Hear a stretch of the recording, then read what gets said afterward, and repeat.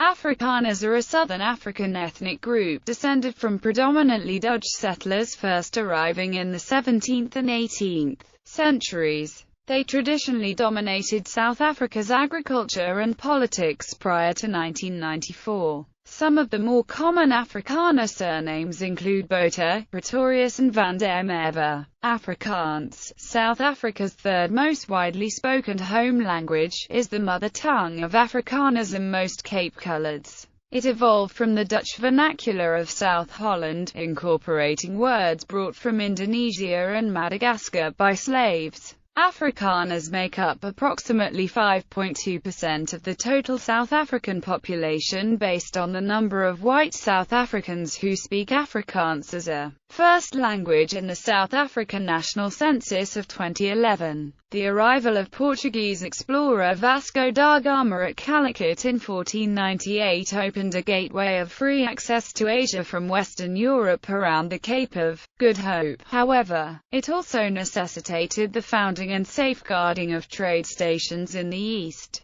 Very rapidly one European power followed another, all eager to trade along this route. The Portuguese landed in Mossel Bay in 1500, explored Table Bay 2 years later, and by 1510 had started raiding inland. Shortly afterwards the Dutch Republic sent merchant vessels to India, and in 1602 founded the Verenigde Oost-Indische Compagnie. As the volume of traffic rounding the Cape increased, the company recognized its natural harbor as an ideal watering point for the long voyage around Africa to the Orient and established a victualling station there in 1652. VOC officials did not favor the permanent settlement of Europeans in their trading empire. Although during the 140 years of Dutch rule many VOC servants retired or were discharged and remained as private citizens. Furthermore, the exigencies of supplying local garrisons and passing fleets compelled the administration to confer free status upon employees and oblige them to become independent farmers.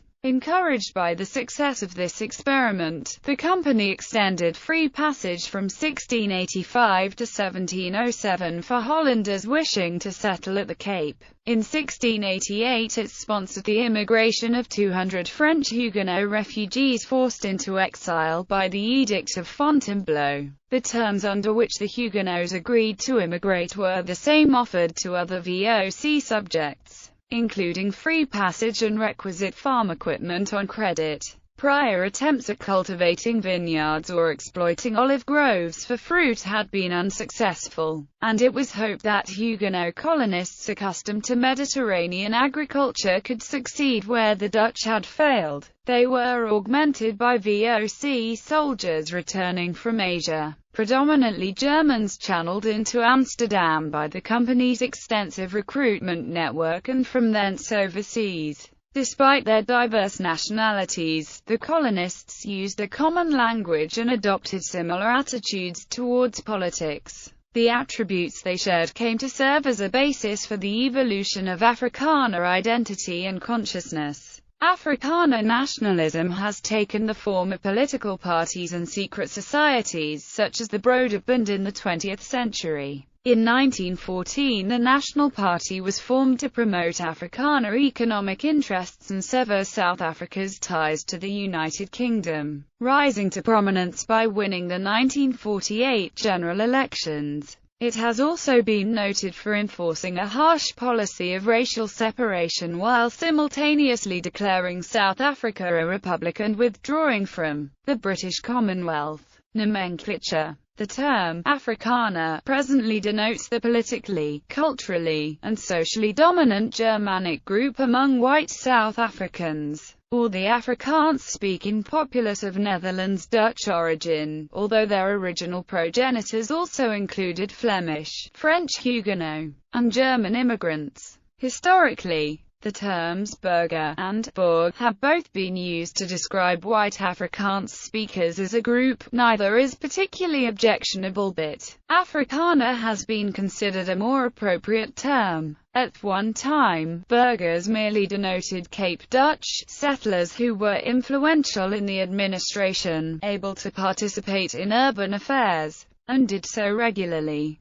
Boers often referred to the settled European farmers or nomadic cattle herders. During the Batavian Republic, burger was popularized among Dutch communities both at home and abroad as a popular revolutionary form of address, or citizen. In South Africa, it remained in use as late as the Second Boer War. The first recorded instance of a colonist identifying as an Afrikaner occurred in March 1707, during a disturbance in Stellenbosch, when the magistrate, Johannes Starenburg, ordered an unruly crowd to desist. A white teenager named Hendrik Biebouw retorted, "Ik ben een Afrikaner, als laat de landroos mij dood, of als het in mij in de tronk, ik zal nog wel niet switchen." Biebouw was flogged for his insolence and later banished to Jakarta. It is believed that Afrikaner in question initially indicated Cape Coloureds or other groups claiming mixed ancestry.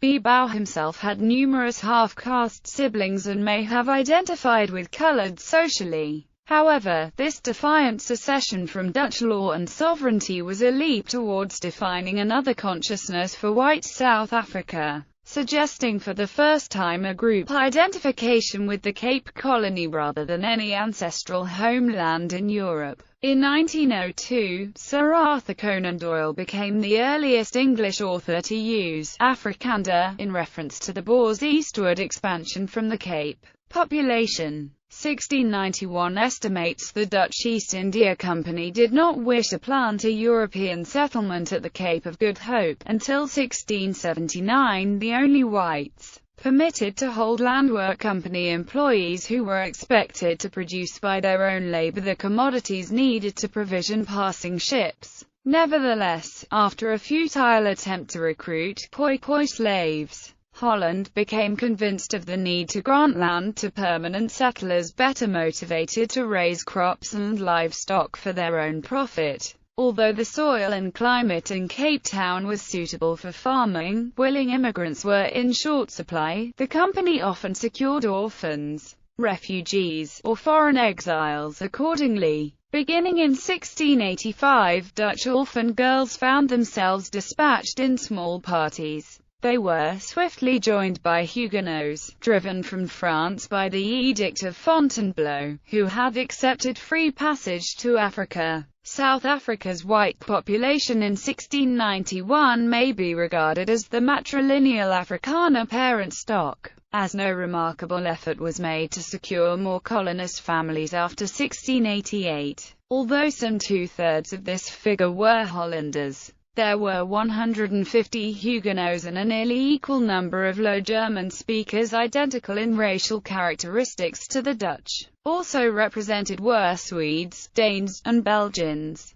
1754 estimates. In 1754, Cape Governor R.Y.K. Tulber conducted a census of his non-indigenous subjects. White free burghers, now outnumbered by slaves imported from West Africa, Mozambique, Madagascar, and the Dutch East Indies, only totaled about 6,000. 1806 estimates. Following the defeat and collapse of the Dutch Republic during Joseph Suym's Flanders campaign, William V, Prince of Orange, escaped to the United Kingdom and appealed to the British to occupy his colonial possessions until he was restored. Holland's administration was never effectively re-established. Upon a new outbreak of hostilities with France, expeditionary forces led by Sir David Baird, 1st Baronet, finally imposed British rule for good when they defeated Cape Governor Jan Willem Janssens in 1806. At the onset of Cape Town's annexation to the British Empire, the original Afrikaners numbered 26,720 or 36% of the colony's population. 1960 census. The South African census of 1960 was the final census undertaken in the Union of South Africa. Ancestry of some 15,994,181 Union nationals was projected by various sources through sampling language, religion, and ethnicity. At least 1.6 million South Africans represented white Afrikaans speakers, or 10% of the total population. They also comprised 9.3% of the population in neighboring Southwest Africa. This suggested an intriguing 98% increase since 1806. 2001 census. The South African National Census of 2001 was the first census conducted in post-apartheid South Africa. It was calculated on October 9. Around 8,288,145 South Africans reported wholly or partial European ancestry, roughly 2,576,184 of whom represented Afrikaners. 2001 census figures indicate that Afrikaner communities represented the eighth largest ethno-linguistic group in the country, or no more than 5.7% of the total population. Distribution. Afrikaners make up approximately 58% of South Africa's white segment, based on language used in the home. English speakers, an ethnically diverse group, account for closer to 37%. As in Canada or the United States, most modern European immigrants elect to learn English and are likelier to identify with those descended from British colonials of the 19th century. Aside from coastal pockets in the Eastern Cape and KwaZulu-Natal, they remain heavily outnumbered by those of Afrikaans origin. 2011 census. As of 2011 update, Afrikaners make up approximately 5.2% of the total South African population based on the number of white South Africans who speak Afrikaans as a first language in the South African National Census of 2011.